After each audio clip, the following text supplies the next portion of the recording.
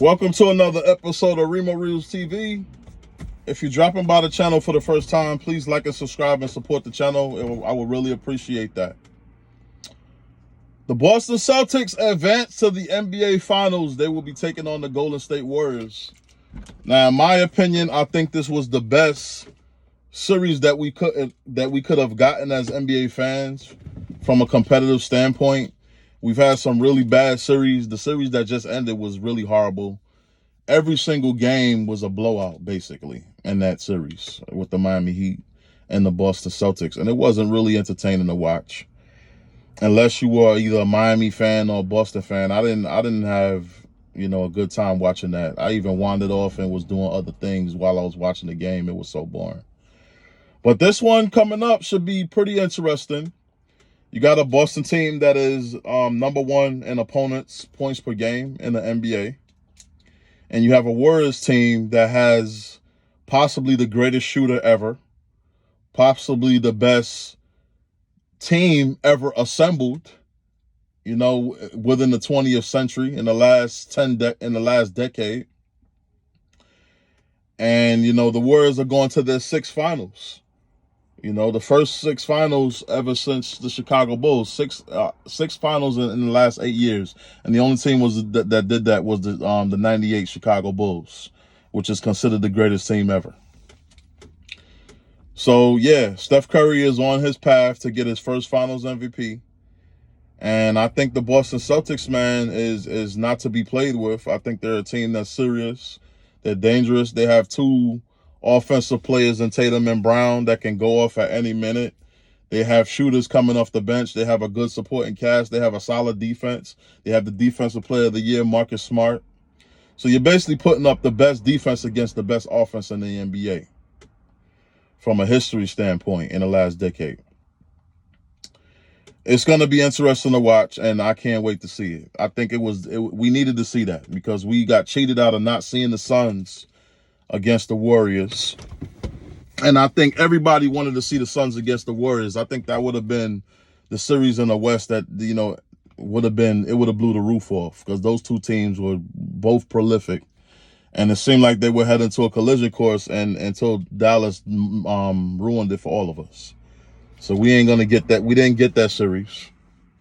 But now this is justice because we're going to get a really good series. I'm telling you guys, I think this series is going to go 7. And I'm picking Boston to win in 7 games.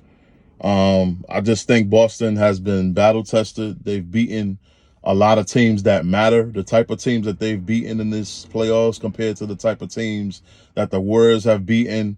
Denver, with just Jokic. And then you got a Mavericks team with just Luka and nobody else. The only legitimate team the Warriors played was the Memphis Grizzlies. And Ja was out in that series.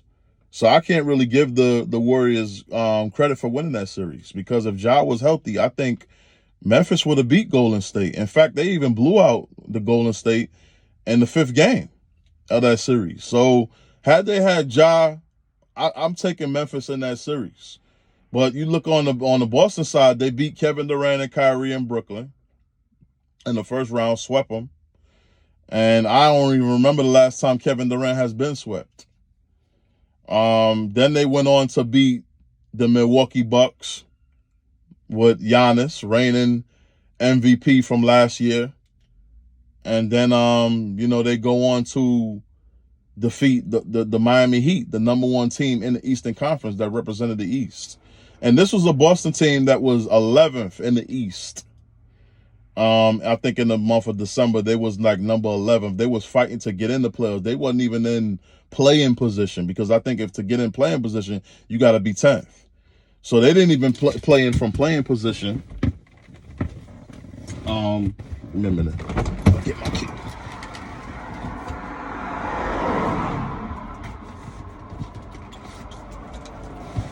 Yeah, they didn't even play in from they wasn't even qualifying for playing position around that time.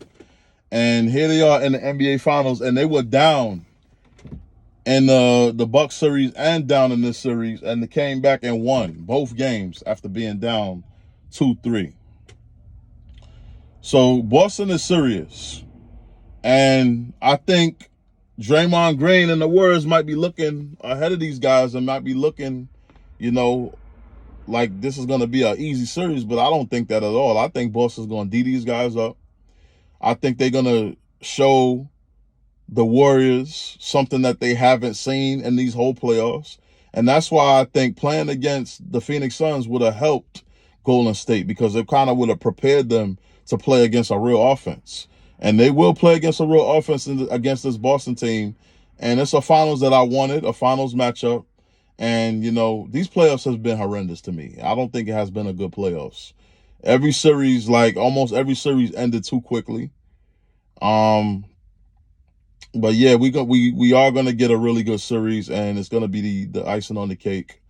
But what this video is mainly about is, do I like the new media, as Drammond Green put it, where players get to analyze and, you know, they're on these platforms like First Take. Patrick Beverley has been a new sensation on First Take, debating, you know, with Stephen A. Smith, KP, and the rest of those gang. Even JJ Redick has been on First Take. And you have Drammond Green has his own podcast, The Volume. So we're into an era where players are starting to have their own platforms and are able to talk more about the game and play analysts while they're playing. Because Drammond Green's career is not over. Patrick Beverley's career is not over. So they're still playing, and they're up here, you know, playing analysts. So is it a good thing or is it a bad thing, as the title say? Well, to me, it's good and bad. It's good because you want the players to kind of give their side or have an opportunity to do so, because we have a lot of analysts that go up there or go on these ESPN channels and do their reporting, and they're not giving 100% fact. You know, they're fabricating most of these rumors. And matter of fact, Zach LaVine, most of his trade rumors right now are fabricated because they want to make a story. So what better way to stop the fabricating than to have the players themselves up there talking themselves and giving their take on what's going on in the basketball world? Now, let me show you the drawback to that. The bad part about that is that these players are actually making these analysts look really, really good right now, because they're not going up there just talking and giving their side. They're being biased while doing it. And to me, I felt like that would be the challenge, is that you would have a challenge where players couldn't go up here and be unbiased. First of all, I don't think every player can be an analyst. I think they can give their side of what they think about certain players in the game, but it can't be taken as fact. But when you're trying to break down the game and you're trying to say this player can beat this player or this team can beat this team, you know, it's been a little biased, especially with Patrick Beverley and what he's been saying about CP3. Now, it's no secret that Patrick Beverley don't like CP3. So he'd be the wrong person up there to ask a question about CP3. You know, he doesn't put his animosity against CP3 aside and say, I'm just going to be an analyst. No, he has to involve emotion. And then he even got caught saying James Harden deserves a max contract. And he was in a debate with KP and Stephen A. Smith. And KP got on him and said, listen, you're not up here to debate to protect your homies. You're up here to give an honest opinion. And clearly, a lot of fans can see that James Harden don't deserve a damn max. I mean, come on, let's just be real. James Harden does not deserve a max contract. You know, people are getting lifetime achievement awards and getting contracts based on that. And the new collective bargain agreement is going to solve that, because that's what I'm hearing they're going to do. And actually, before Stephen A. Smith said it, I have a friend that knows a lot about the NBA, basically an insider. And he stated that that's what they're going to bring up in the new collective bargain agreement. Players not being injured but taking games off, but expecting to be paid. Players just not playing, not taking a shot. It's going to get really bad, you know, where the players don't have a lot of say. And do I want to see it go to that? No, I think the players should have some say. But the type of ways that the players are abusing their position is what's going to change the league, and it's going to change the collective bargaining agreements. Me personally, as a fan, if I go to a game and I pay $200 for a ticket, $300 for a ticket, I want to see the best players playing. I don't want to hear no garbage about their resting. Because if they're resting, then you might as well give me my ticket back and it's free, because people pay to see the star players play. They're not playing to see the role players play. So that's the biggest deal. We have to have our players playing, especially when they're able to play, not because they're forced to play, because it's the right thing to do and they care about the fans and they want to give back to the fans that actually pay them. So yeah, I can't really go against the NBA, for wanting to implement these new rules at the collective bargaining agreement. And when you abuse your power, that's what happens. Nothing remains. And that's that. So I don't want to get too much off the topic with that, but let's just say, like I said, I don't think these players should be analysts. I don't think they should be. Now, should they have their own podcast? Yes, they should, because in a podcast, it's different. You're basically giving your perspective. You're basically giving your opinion, basically, in a podcast. Very sparingly are you giving your opinion, but that's basically what it is for the most part. And it's more accepted in a podcast more than it is on an analyst show like First Take, where you're expecting to know the facts and you're expected to give the truth no matter what. And Patrick Beverley and Drammondgreen saying the new media. Well, if the new media is y'all having your own podcast, then yeah, I agree it's going to be successful.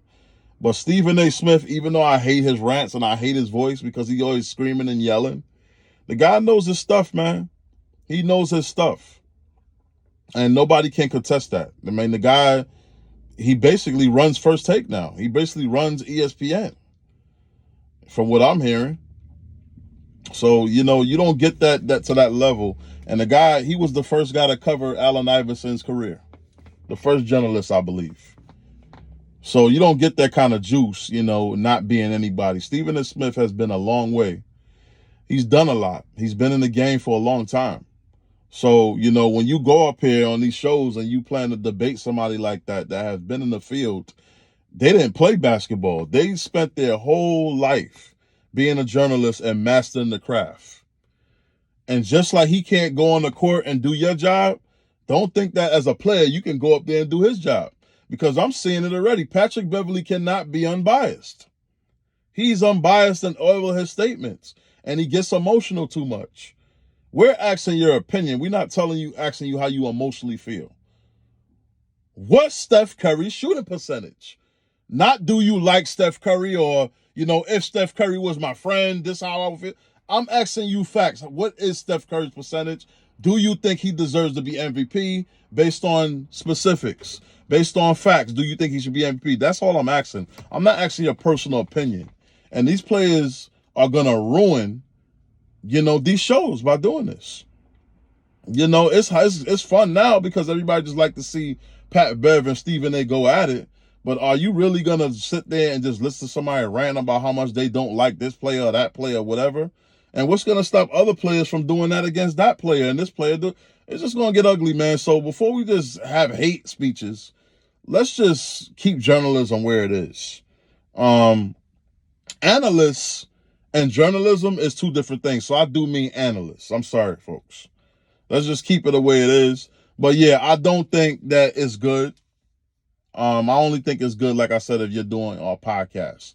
But on these shows like First Take and even Undisputed, man, Shannon Sharpe is the worst with LeBron James.